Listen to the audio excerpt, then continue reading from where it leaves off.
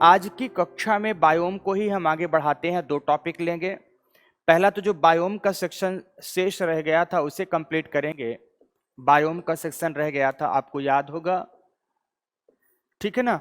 और दूसरा इसी से रिलेट हो रहा है इंडियन वेजिटेशन। ऐसा भी संभव है कि इंडियन वेजिटेशन आप लोग इंडियन ज्योग्राफी के अंतर्गत पढ़े होंगे, लेकिन मित्रों एक संक्षेप में मुझे चर्चा अवश्य करनी होगी, क्योंकि मुझे यह मानकर पढ़ाना होगा कि आप लोगों को चीजों के बारे में जानकारी नहीं है। जिन्होंने वहां पर पढ़ा है तो वहां तो बहुत अलग विस्तार के साथ पढ़ाया जाता है कि आखिर इंडियन वेजिटेशन को प्रभावित करने वाले कारक कौन कौन से हैं, उन कारकों के प्रभाव से भारत के किस क्षेत्र पर किस प्रकार की वनस्पति पाई जाती है, पर उसका यहाँ संक्षिप्त रूप आज आपको देखने को मिलेगा। या आप ऐसा कह सकते हैं कि जिन लोगों ने पहले पढ़ा हुआ था वो आज इसका यहाँ पर रिवीजन करेंगे। और रिवीजन का उद्देश्य केवल इतना है कि जब हम कल की क्लास में एक्ट्स, पॉलिसीज एंड रिपोर्ट्स पर बात करें, इंडियन फॉरेस्ट पर बात करें, तो एटलीस्ट आपके सामने एक तस्वीर होनी चाहिए कि भारत में किस प्रकार का कहां कैसा वन क्षेत्र पाया जाता है जिसके विनियमन या अधिनियमन की बात की गई है इन पॉलिसीज के अंतर्गत, है ना। इसलिए मित्रों हमें पढ़ना होगा। तो चलिए पहले आज की क्लास में हम लोग बायोम्स पढ़ते हैं। आपको पता है हम लोगों ने टेरेस्ट्रियल बायोम्स की जो बात की थी उसमें दो प्रकार के बायोम शेष रह गए थे। पहला तो आपने ट्रॉपिकल बायोम पढ़ा है, दूसरा आपने टेम्परेट बायोम पढ़ा है। ईच एंड एवरी डायमेंशन से ये दोनों बायोम कंप्लीट हो चुके हैं। आज हम लोग और दो बायोम पढ़ने जा रहे हैं। एक टैगा बायोम क्षेत्र होगा तो दूसरा टुंड्रा बायोम क्षेत्र होगा, है ना। तो बायोम के संदर्भ में यहां से बायोम हटाते हैं और लिखते हैं, सीधा उसका नाम लिखते हैं टैगा शंकुधारी। आप लोग साथ साथ लिखते जाएंगे, शंकुधारी सदाबहार वन बायोम। इंग्लिश में जो लोग लिख रहे हैं taiga coniferous evergreen forest biome लिख सकते हैं। इसे बोरियल फॉरेस्ट बायोम के नाम से भी जाना जाता है। इंग्लिश में जो लोग लिख रहे हैं तो बोरियल फॉरेस्ट बायोम भी कहते हैं, boreal forest biome, taiga biome, coniferous evergreen forest biome, विभिन्न नामों से आप पुकार सकते हो। नाम अपने आप में बहुत कुछ कह रहा है। पहला तो यह कह रहा है कि शंकुधारी होंगी वनस्पतियां, दूसरा कह रहा है कि यह समस्त शंकुधारी वनस्पतियां सदाबहार प्रकृति की होंगी।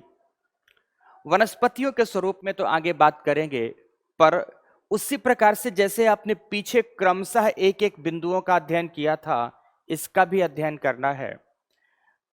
उन बिंदुओं के क्रम में सबसे पहली बात हम करते हैं एक्सटेंशन पर, विस्तार पर, कि आखिर इस बायोम की प्राप्ति कहां पर होती है। तो मित्रों ये बायोम क्षेत्र पाया जाता है बेसिकली 60 से 70 डिग्री उत्तरी गोलार्ध के मध्य। 60 से 70 डिग्री उत्तरी गोलार्ध के मध्य। मुझे याद है कि पीछे की एक कक्षा में मैंने समझाया था, जिस समय पर मैं क्लासिफिकेशन प्रस्तुत कर रहा था, कि दक्षिणी गोलार्ध में टैगा बायोम प्राप्त नहीं होता। आखिर ऐसा क्यों है, उसके कारण के बारे में भी चर्चा हमने प्रस्तुत की थी कि अभी हम लोग पढ़ रहे हैं स्थलीय बायोम। अगर स्थलीय बायोम मित्रों पढ़ रहे हैं तो आप मेरी बात बताना, मुझे आप समझाने की कोशिश करना कि क्या 60 से 70 डिग्री के मध्य दक्षिणी गोलार्ध में महाद्वीप की प्राप्ति होती है, स्थल खंड की प्राप्ति होती है। आपका जवाब होगा सर यहां पर स्थल खंड नहीं बल्कि दक्षिण महासागर प्राप्त होता है। तो जब हम स्थलीय बायोम की बात कर रहे हैं और स्थलीय बायोम के संदर्भ में दक्षिणी गोलार्ध में यहां स्थल है ही नहीं, इसका मतलब है कि अनुपस्थित होगा। इसीलिए आप याद कर पा रहे होंगे कि बाकी सारे के सारे बायोम जब मैं पढ़ा रहा था तो मैं हमेशा ही कहता था दोनों ही गोलार्धों में, पर इसके संदर्भ में हम कौन सा शब्द प्रयोग कर रहे हैं? केवल उत्तरी गोलार्ध में प्राप्त होता है। तो उत्तरी गोलार्ध में इसकी प्राप्ति किन किन महाद्वीपों पर और कहां होती है?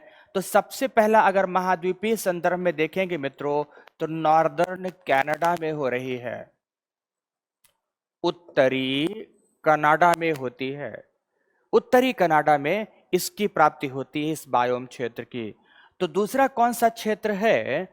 Scandinavia of Europe, Scandinavia, Scandinavian country के अंतर्गत आपको यहां पर नॉर्वे, स्वीडन मिलेगा, तथा फिनो स्कैंडिनेविया की अगर हम बात करें तो फिनलैंड का भी उत्तरी भाग मिलेगा। तो नॉर्वे, स्वीडन, फिनलैंड के उत्तरी भाग में इस बायोम की प्राप्ति होती है। तो तीसरा कौन सा पोर्शन है? साइबेरिया। ये किसका पार्ट है मित्रों? रसिया का, रसिया का पार्ट है ना। अर्थात इस बायोम क्षेत्र की प्राप्ति हमें कहां कहां हो रही है? उत्तरी कनाडा, स्कैंडिनेविया एवं साइबेरिया में होती है। अगर अक्षांशीय विस्तार देखेंगे तो क्या आप बताएंगे कि 60 से 70 डिग्री, कुछ पुस्तकों में आपको 50 या 55 से 65 डिग्री भी मिल सकता है। वो भी सही है मित्रों, वो भी सही है, क्योंकि कभी भी वनस्पतियों को किसी एक अक्षांश विशेष पर विशुद्ध रूप से विभाजित नहीं किया जा सकता।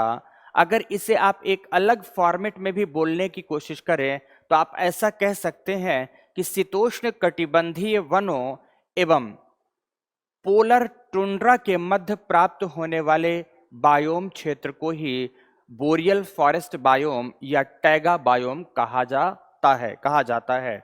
किसके किसके बीच मित्रों? Temperate forest and polar tundra biome के मध्य प्राप्त होने वाला बायोम क्षेत्र। तो अक्षांशों की सीमा से आप परे हो जाएंगे, ठीक है ना। पर फिर भी एक आदर्श रूप में, आदर्श अवस्थिति मानकर जो प्रस्तुतिकरण संभव था वो मैंने दिखाया है कि 60 से 70 डिग्री उत्तरी 60 से 70 डिग्री के मध्य उत्तरी गोलार्ध में इसकी प्राप्ति होती है। ओके मित्रों, तो पहला बिंदु समाप्त हुआ कि इसका विस्तार कहां है। अब दूसरी बात करते हैं। दूसरी बात जलवायु की, और जलवायु के संदर्भ में ठीक उसी प्रकार से चर्चा हमें प्रस्तुत करना है। तापमान का परास कितना है, यहां आर्द्रता की प्राप्ति कितनी होती है, और आफ्टर दैट बात करेंगे यहां वर्षा या वर्षण की दशाएं कैसी हैं। फिर बात करेंगे हम लोग यहां मृदा का स्वरूप कैसा है। तो ये तीनों के तीनों घटक जलवायु के अंतर्गत हो गए। मृदा एक इंडिपेंडेंट तत्व के रूप में हो गया। तो तापमान के संदर्भ में यहां ध्यान रखना, इसका एनुअल टेम्परेचर रेंज जो प्राप्त होता है 3 डिग्री सेल्सियस से -3 डिग्री सेल्सियस के मध्य प्राप्त होता है। मध्य कहना उचित नहीं होगा, बल्कि औसत रूप से 3 डिग्री सेल्सियस से, यह 3 डिग्री सेल्सियस मतलब प्लस का है, से -3 डिग्री सेल्सियस है ना। मित्रों आपको मजे की बात बताऊं, आप जब भी तापमान का परास देख रहे थे तो अद्भुत सी एक समानता कई जगह पर नजर आई है। तो देखो कैसे कैसे नजर आई है, तो देखो उसे आप ठीक प्रकार से यहां याद करना, ठीक प्रकार से कि विषुवतीय क्षेत्र में, एक एक करके मैं दिखा रहा हूं। विषुवतीय वर्षावन बायोम में मैंने 22 से लेकर 27 डिग्री सेल्सियस का परास लिखा था। तो आगे याद करना, मॉनसून, सवाना और उष्ण कटिबंधीय मरुभूमि क्षेत्रों का जो लोअर लिमिट था वो 18 डिग्री सेल्सियस था, और अपर लिमिट 32, 35, 37 डिग्री सेल्सियस मैंने दिखाया था, अर्थात लोअर लिमिट फिक्स कर दिया था। तो थर्ड पॉइंट में वार्म टेम्परेट रीजन जब मैंने दिखाया, याद करना वार्म टेम्परेट रीजन मैंने दिखाया, तो सब में 10 डिग्री सेल्सियस फिक्स कर दिया। क्या फिक्स कर दिया? 10 डिग्री सेल्सियस। तो अपर लिमिट हमने कितनी कर दी थी? अपर लिमिट कर दी थी 18 डिग्री सेल्सियस।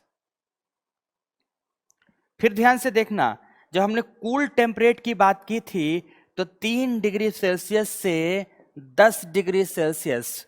फिर जब हमने बात की किसकी?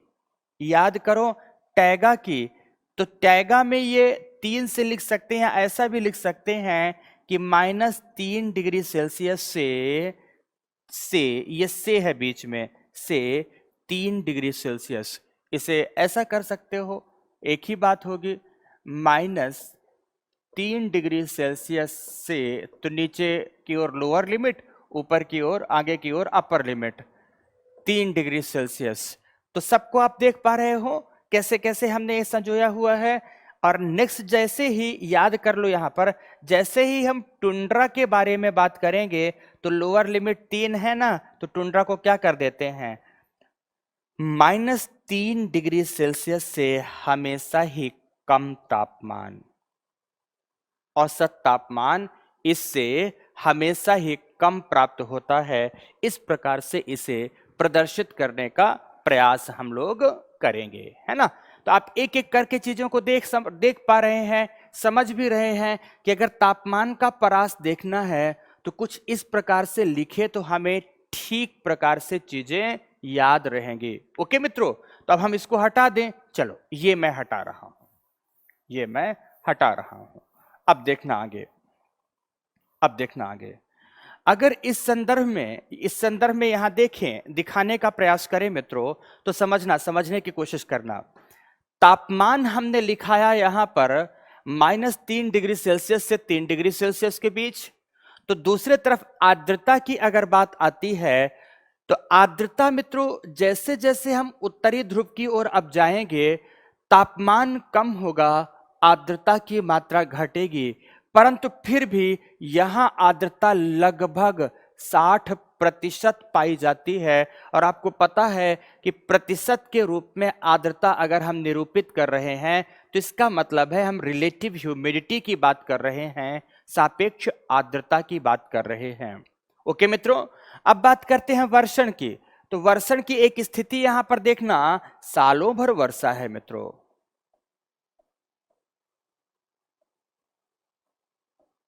कैसी वर्षा प्राप्त होती है यहां पर? Over the year, all over the year वर्षा है, सालों भर वर्षा है। लेकिन वर्षा का प्रतिरूप कैसा है? तो आपको वर्षा का प्रतिरूप 2 प्रकार से देखने को मिलेगा। ग्रीष्म काल में वर्षा जल वर्षा के रूप में होगी। ग्रीष्म काल में वर्षा कैसी होगी? जल वर्षा के रूप में होगी। तो जो शीतकालीन वर्षा होगी वह हिम वर्षा के रूप में होगी।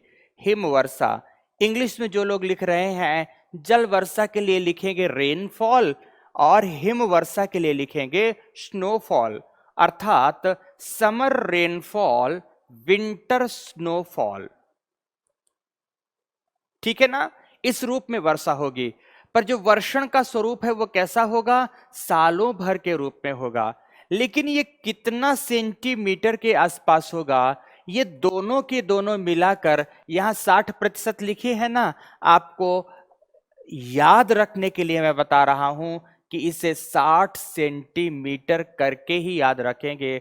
अर्थात जो वर्षण का स्वरूप है हिम वर्षा एवं जल वर्षा के रूप में, अगर इन दोनों को मिला दिया जाए तो दोनों को मिलाने पर कितना प्राप्त हो रहा है? यहां पर 60 सेंटीमीटर का ही प्राप्त हो रहा है।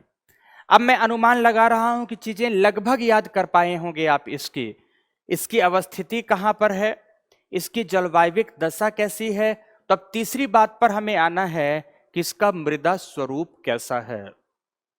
आओ समझो मित्रों, फिर से मैं बात करूंगा। मृदा के वर्गीकरण में आप लोगों ने मार्बट महोदय का क्लासिफिकेशन पढ़ा होगा, जिसे कई लोग मारबुट भी कहते हैं, MARBUT। मार्बट का क्लासिफिकेशन आप लोग पढ़ते हैं। और मार्बट ने मिट्टी को 3 वर्गों में विभाजित किया था, zonal soil, azonal soil, intrazonal soil, zonal soil, azonal soil and intrazonal. Intrazonal zonal soil को फिर से कई भागों में बांटते हैं। पहला तो जो बेसिस इसका बन रहा था विभाजित करने का, वह बन रहा था वर्षा की मात्रा के आधार पर या वर्षण प्रभाविता के आधार पर या वर्षा एवं वाष्पीकरण की दर की तुलना के आधार पर, है ना। तो जब हम इसको बांटते हैं कि दो भागों में बांट देते हैं, एक प्रकार की मिट्टी पेडोल्फर होती है तो दूसरे प्रकार की मिट्टी पेडोकॉल होती है। पेडोल्फर की विशेषता रहती है मित्रों कि प्रेसिपिटेशन इज ग्रेटर देन इवेपोट्रांसपायरेशन। ध्यान रखना, ये टॉपिक में पढ़ा नहीं रहा, बट ये टॉपिक आपको केवल रिकॉल करवा रहा हूं। तो दूसरी तरफ पेडोकॉल की मिट्टी की विशेषता होती है कि precipitation is less than evapotranspiration. और पेडोल्फर मिट्टी के दो वर्ग बन जाते हैं मित्रों, और उन दो वर्गों में एक वर्ग होता है, याद कर पा रहे हैं, पोडजोल सॉइल का। कौन सा वर्ग होता है? पोडजोल सॉइल का। तो दूसरा वर्ग हो जाता है लैटोसोल सॉइल का। तो आखिर ये जोनल सॉइल में पोडजोल सॉइल की प्राप्ति कहां पर होती है, इसकी उत्पत्ति कैसे होती है, इसका निर्माण कैसे होता है, आपने प्रोसेस ऑफ सॉइल जेनेसिस में ये टॉपिक पूरा पढ़ा होगा। तो प्रोसेस ऑफ सॉइल जेनेसिस के अंतर्गत आपने ये पढ़ा है, पीछे की कक्षा में सरसरी तौर से हमने बात की है कि जहां भी शंकुधारी वनस्पतियों की प्राप्ति होती है मित्रों, तो शंकुधारी वनस्पतियों की पत्तियों में प्राप्त होता है एक विशिष्ट प्रकार का वैक्सी एलिमेंट, मोमदार पदार्थ। वह मोमदार पदार्थ जैसे ही मिट्टी में गिरता है, अम्लीय प्रकृति का होगा बेसिकली, जैसे ही मृदा पर गिरता है, पत्ती डिकम्पोज होती है, मोमदार पदार्थ मृदा के ऊपरी खनिजों से क्रिया करता है और वह मोमदार पदार्थ चेलेटिंग एजेंट की भूमिका निभाते हुए धात्विक खनिजों से क्रिया कराकर क्या कराता है? सेस्क्यू ऑक्साइड्स का निर्माण कराता है। धात्विक खनिज ऑक्सीजन की अनुपस्थिति में रासायनिक अभिक्रिया करते हुए सेस्क्यू ऑक्साइड्स का निर्माण करते हैं, है ना। और सेस्क्यू ऑक्साइड के निर्माण के उपरांत क्या हो रहा है कि मिट्टी निक्षालित होती है, मिट्टी में अपवहन होता है ना, एलुविएशन होता है। एलुविएशन के दौरान ऊपरी संस्तर के यह धात्विक खनिज जल के साथ घुलकर निचले संस्तर में चले जाते हैं ऑक्साइड्स के रूप में। ऊपरी संस्तर में सिलिका की प्रचुरता हो जाती है। सिलिका की प्रचुरता वाली यह अम्लीय मिट्टी ही पोडजोल सॉइल कहलाती है। तो पोडजोल की प्राप्ति कहां होगी मित्रों? जहां पर शंकुधारी वनस्पतियां होंगी, प्रेसिपिटेशन उच्च होगा वाष्पीकरण की दर की तुलना में।